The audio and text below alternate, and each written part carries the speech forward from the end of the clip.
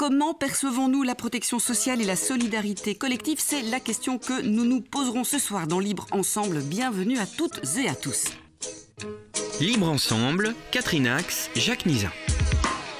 La protection sociale, un système souvent perçu comme mis en danger par les gouvernements récents, mais aussi perçu performant, surtout dans le secteur de la santé en ces temps de Covid. Pourtant, il existe quelques trous dans la raquette, comme on les appelle. Nous voyons pourquoi ce soir avec nos invités. André Poquet, tout d'abord. Bonsoir André. Bonsoir. Vous êtes présidente du SLP, Service laïque d'aide aux personnes, et infirmière enseignante, aujourd'hui pensionnée. Et à vos côtés, Jean-Pascal Laby. Bonsoir Jean-Pascal. Bonsoir. Secrétaire général de l'Union nationale des mutualités socialistes Solidaris. Alors, Solidaris, justement, a mené en septembre une enquête auprès d'un échantillon d'un peu moins 1000 individus représentatifs de la population en Wallonie et à Bruxelles de 18 ans et plus. Une enquête qui fait partie d'une plus grande, Jean-Pascal Laby, des enquêtes sociétales lancées en 2012 avec 12 thématiques. Pourquoi avoir réalisé ce thermomètre, j'ai envie de dire, et pourquoi un organisme comme Solidaris se doit de prendre régulièrement le pouls chaque année de ses affiliés ou de la population en général?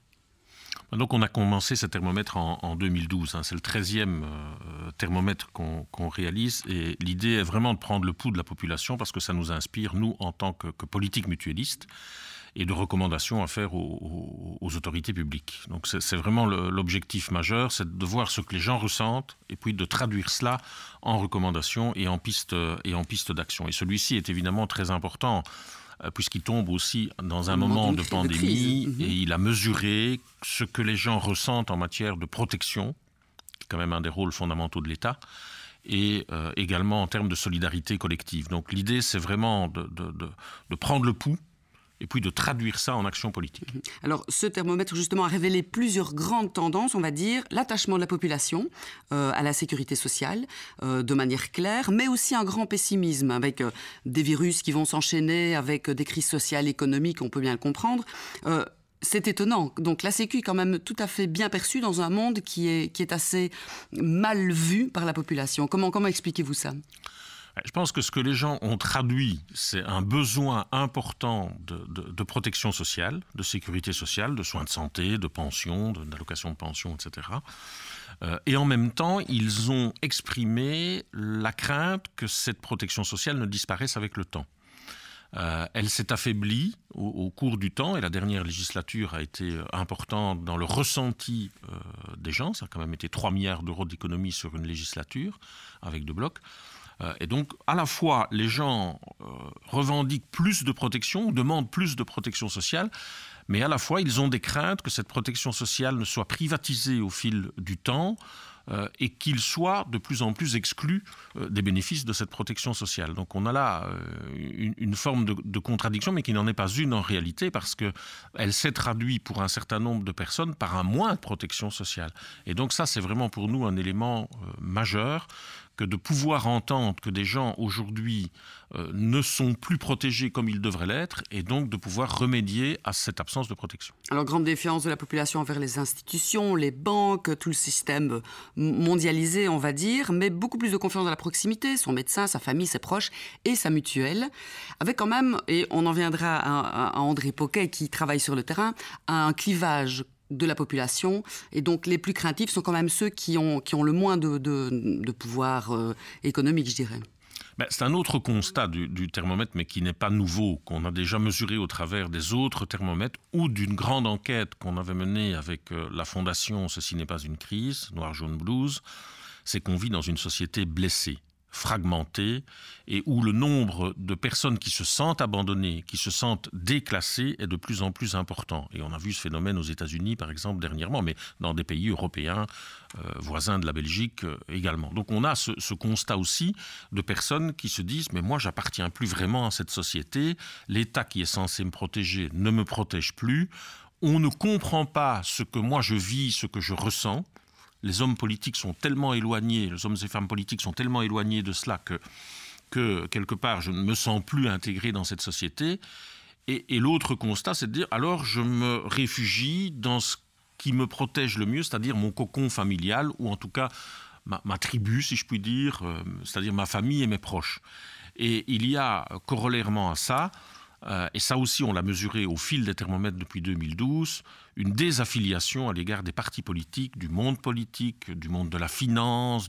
Et donc on a le sentiment qu'on n'est plus dans une société qui fait société, mais dans une société qui est de plus en plus une somme d'archipels.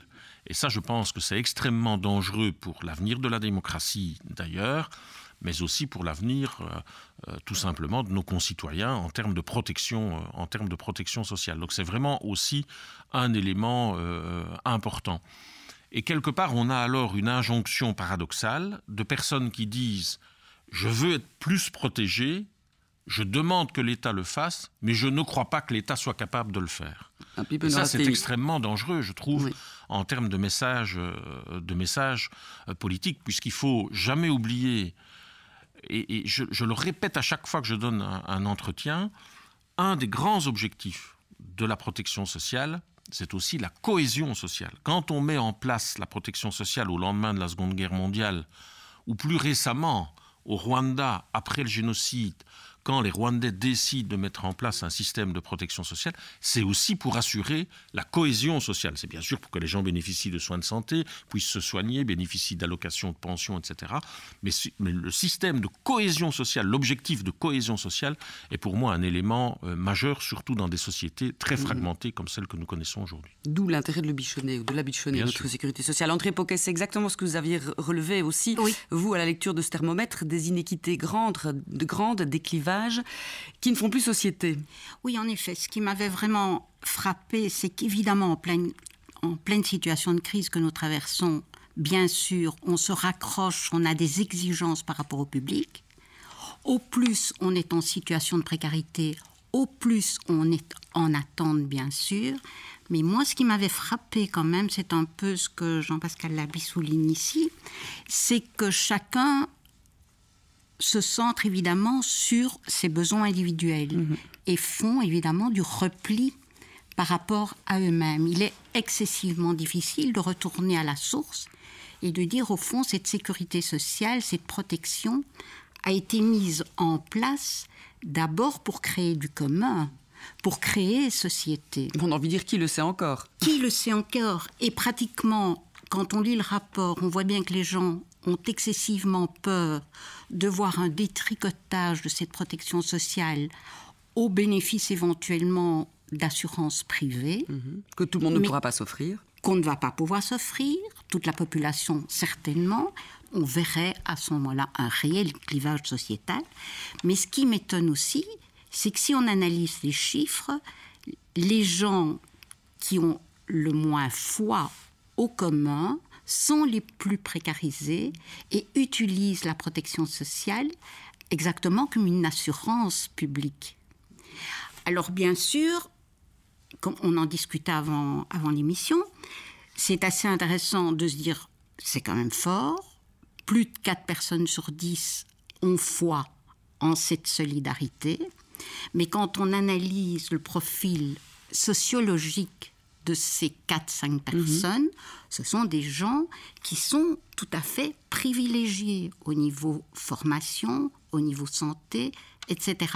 Donc, ça me paraît vraiment un point tout à fait important, parce que dans cette crise, qu'a-t-on vu? C'est une protection sociale, évidemment, heureusement. Il suffit de voir l'évolution aux États-Unis, on pourrait comparer.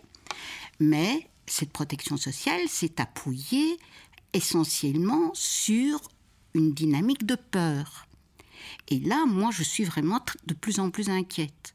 Je pense que si on n'arrive pas à basculer de la peur à la confiance, on va droit au mur, parce qu'à ce moment-là, nous allons avoir vraiment tous les courants extrémistes qui vont prendre, et les comportements évidemment individualistes qui vont devenir peut-être ingérable.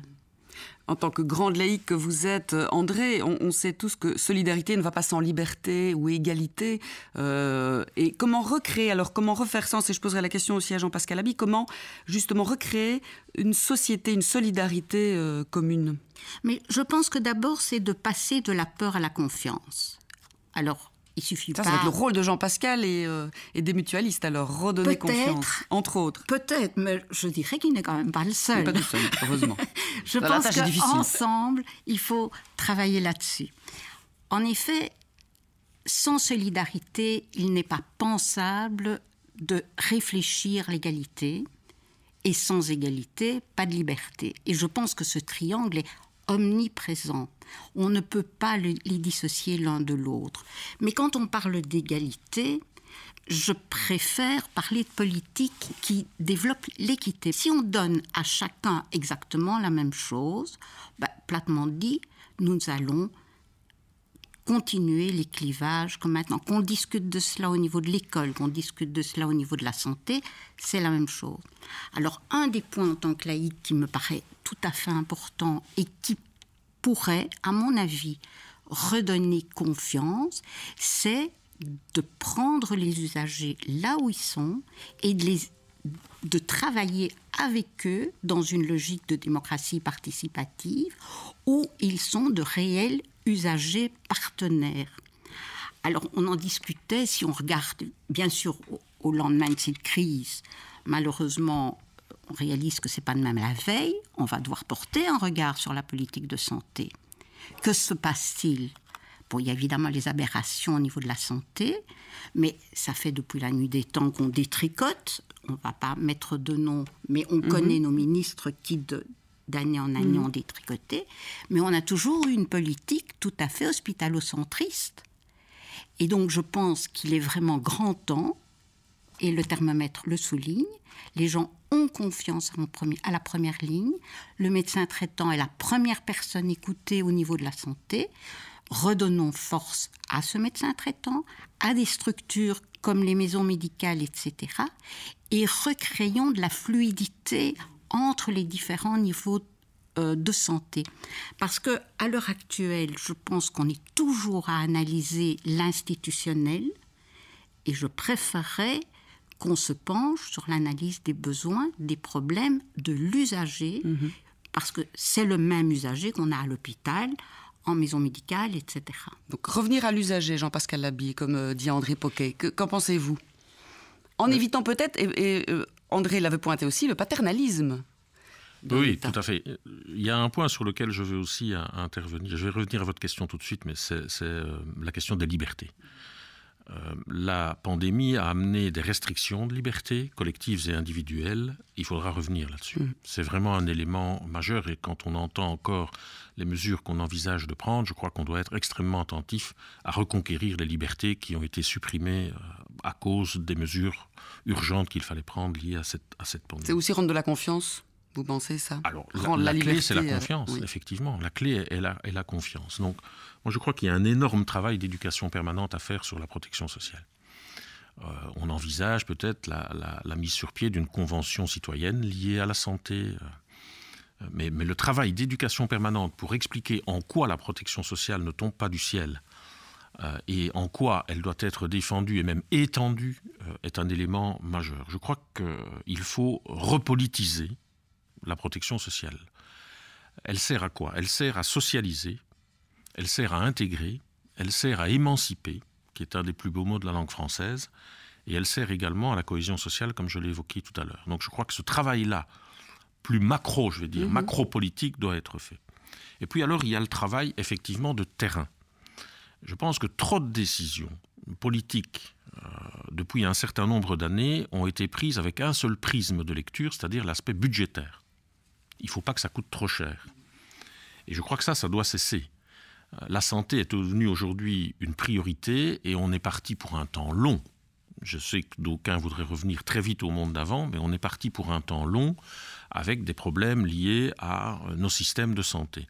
Et donc reconstruire le système de santé en fonction des besoins réels des gens me paraît être un élément majeur aujourd'hui. Quel est l'hôpital de demain ?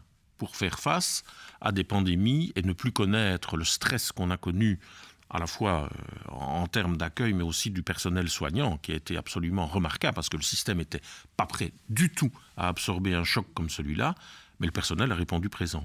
Que ce soit les médecins, les infirmières, les aides-soignantes, le domicile et même les maisons de repos, même si on a connu des drames dans les maisons de repos, le personnel globalement, partout, a été absolument remarquable. Et pas que le personnel soignant, même ceux qu'on a appelés les métiers essentiels. J'aime pas ce terme parce que ça veut dire que les autres ne sont pas essentiels, alors que tout le monde dans la société a son rôle à jouer et a quelque part ce rôle essentiel. Et donc, reconstruire ce système de santé au départ des besoins des gens me paraît être un élément majeur. Et nous allons lancer au sein de Solidaris cette réflexion très prochainement, parce que c'est absolument essentiel. Alors, il y a différentes logiques qui devront être intégrées, retrouver du sens à ce qu'on fait, du sens à la solidarité, du sens aux soins de santé me paraît être un élément majeur.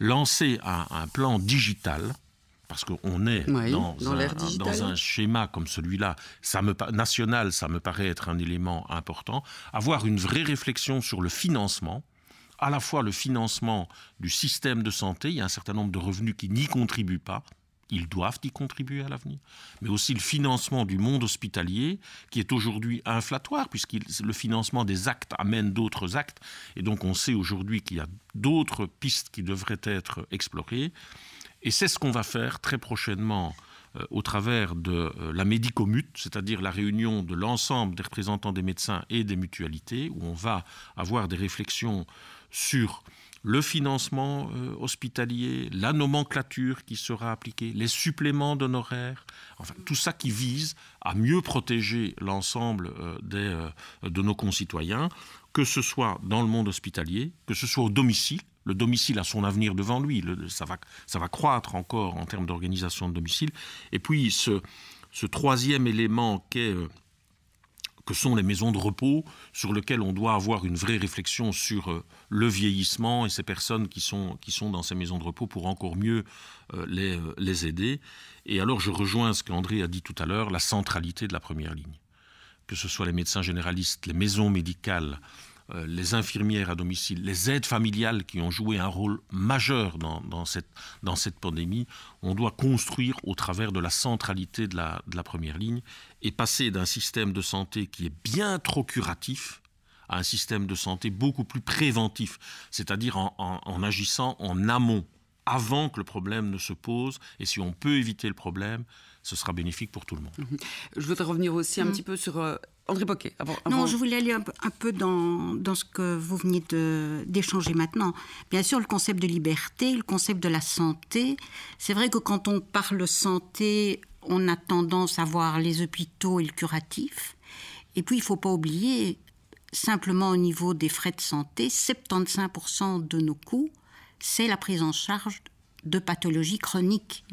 On est face à une population qui vieillit évidemment sensiblement, donc avec un impact sur la dépendance, etc. Et donc toute cette prise en charge qui doit se faire tout en respectant la dignité de chacun de nous, tout en respectant évidemment les attentes des gens, demande évidemment une réflexion qui détricote tous nos modes de fonctionnement antérieurs. Alors, on reparlait, je voudrais continuer sur le concept de liberté, qui me paraît quand même fort important.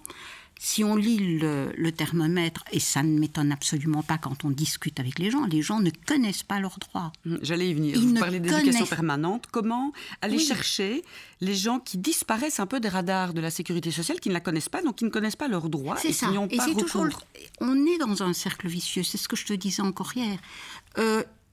On a un réseau excessivement efficace. Donc, on a nos filets. Et puis, quand on discute avec les gens, je dis, mais comment ça se fait qu'ils n'ont pas frappé à telle ou telle porte? Et alors, attention, on a un filet extraordinaire, mais avec une lourdeur administrative qui est parfois époustouflante. Oui, et qui décourage plus d'un, évidemment. Qui en décourage plus d'un. Alors, en plus, quand on dit, vous n'avez qu'à aller sur un site.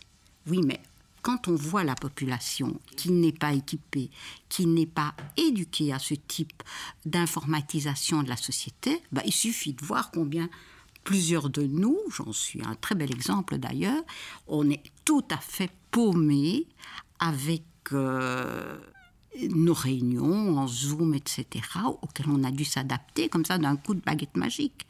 Donc quand vous êtes avec une population très très précarisée, et une envie de digitaliser, comme Jean-Pascal Laville vient de dire. Et une envie de digitaliser. Et je pense que Jean-Pascal a tout à fait raison. on ne peut pas faire fi de cette... Mais ça nécessitera une formation, des projets d'éducation permanente tout à fait bien bétonnés, bien réfléchis. Vous allez y mettre les formes et les moyens, Jean-Pascal Laby, chez Oui, parce que Solidaris. nous, on se veut être une mutualité multicanale. C'est-à-dire ceux qui veulent nous joindre par le digital peuvent nous joindre par le digital, mais nous allons garder la proximité des agences, de l'humain, quelque part. Il y a toujours de l'humain qui est nécessaire. Ne pas faire comme le milieu bancaire, à fermer toutes les agences et à laisser des gens de... Non, certainement pas. Donc nous, on n'est vraiment pas du tout dans cette logique-là. Puis, il y a un point sur lequel je veux aussi insister, et on entend encore, pour l'instant, les vaccins, la problématique des vaccins.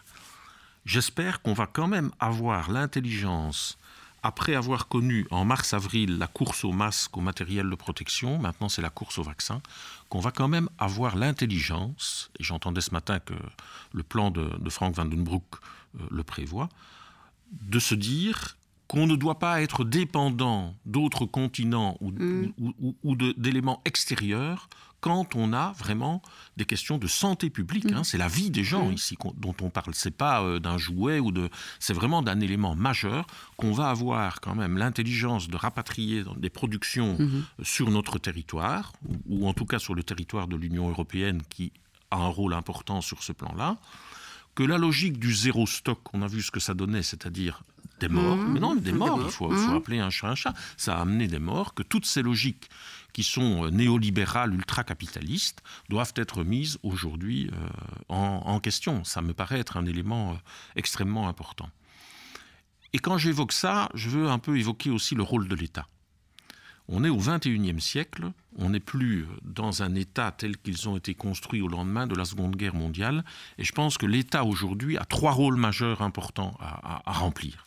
Le premier, on a un besoin d'État protecteur, régulateur, et qui est un arbitre, qui fixe les règles du jeu. Et on sent quelques secousses au niveau de l'Union européenne, mais il faudra encore secouer le cocotier, comme on dit plusieurs fois, pour que vraiment le franc tombe bien, parce que le poids des lobbies, et on le voit avec le combat que mène l'Union européenne aujourd'hui avec les sociétés pharmaceutiques, le prix du médicament est un autre dossier. Donc je pense que vraiment le politique doit reprendre la main, pour le dire autrement. Le deuxième rôle pour moi d'un État, c'est d'être dans la prévention. Et c'est vrai en termes de soins de santé, mais on pourrait dire la même chose au niveau de l'enseignement. Le plus tôt possible, avant que le problème ne se pose, et le plus tôt possible quand le problème se pose, pour pouvoir le régler sans qu'il n'explose réellement en transversalité dans la société. Et le troisième rôle pour moi de l'État, mais quand je parle de l'État, on peut parler de l'Union européenne, c'est le même principe, c'est d'être en capacité de gérer les grandes crises. Car nous allons encore en connaître, n'en doutons pas, qu'elles soient sociales, qu'elles soient économiques, qu'elles soient migratoires, qu'elles soient sanitaires. Et ça, les gens le savent, on le voit très bien dans le thermomètre. Bien sûr. Et donc, on doit mettre l'État en capacité de gérer ça. Sans quoi, c'est l'explosion, chacun se réfugie sur son petit territoire, et là on est devant une bombe à retardement, mais qui va être une déflagration qui va être majeure pour la société. Vous dites vraiment faire solidarité autour de l'État, renforcer l'État pour que les replis communautaires cessent en quelque sorte. Exactement. Et rendre la confiance aux gens, c'est rendre la confiance en l'État en fait. Oui, parce que, et tous les anthropologues vous le disent, il ne peut pas y avoir entreprise s'il n'y a pas confiance. Et donc ça, c'est le rôle de l'État, c'est de protéger l'ensemble des individus, de nos concitoyens, pour leur permettre non seulement d'avoir la possibilité d'entreprendre, mais aussi d'avoir une vie digne. Or, aujourd'hui, on sait que 20 à 30% des gens sont exclus de la société dans laquelle on est. Et pour revenir à votre question, que fait-on vis-à-vis de ces gens-là ? Soit on s'en fout, parce qu'on considère, comme d'aucuns, et notamment un président de parti qui l'a déclaré dernièrement, il n'y a pas de déterminisme social dans la société. Voilà. Or, on sait très bien qu'il y a du déterminisme social dans la société. On voudrait les oublier, les laisser sur la route. On est dans l'ultra-proximité, et l'éducation permanente a un rôle important à jouer, mais l'ensemble des structures publiques ou type mutualité, syndicats et autres structures de la société civile ont un rôle fondamental à jouer dans la proximité, dans les quartiers, pour redonner confiance aux gens, les accompagner et tout simplement leur redonner un cap, un espoir, un horizon. Alors, car c'est de ça qu'il manque dans la société. Il reste 4 minutes environ, André Poquet. Et je vous laisse parler, mais juste après, vite, un mot sur les jeunes. C'est quand même la société de demain, le monde de demain. Et Philippe De Feit disait il y a peu de temps dans la presse que vraiment les jeunes faisaient partie du trou noir de cette sécu sociale et qu'ils n'avaient aucun droit avant l'âge de 24 ans, s'ils terminaient leurs études supérieures avant 24 ans. Ou, bon voilà, et les jobs en ce moment pour les jeunes, c'est très difficile. André Poquet. Oui, en effet, on réalise qu'il y a les oubliés dans cette crise. On s'est focalisé sur le curatif pur et dur, curatif maladie, somatique. On a vu la place des réa, etc. Et puis maintenant, on est vraiment le nez dessus, toutes les décompensations, toute la problématique de la santé mentale en particulier. Et la santé mentale touche évidemment, essentiellement la tranche d'âge, les jeunes. Et maintenant, on se dit, qui sont en pleine dépression, de plus en plus. Ah oui, c'est un réel problème. Parce que, c'est peut-être triste à dire, mais les vieux, on s'est déjà tout doucement confinés. Les jeunes, on est à des kilomètres de cette approche. Tout à fait.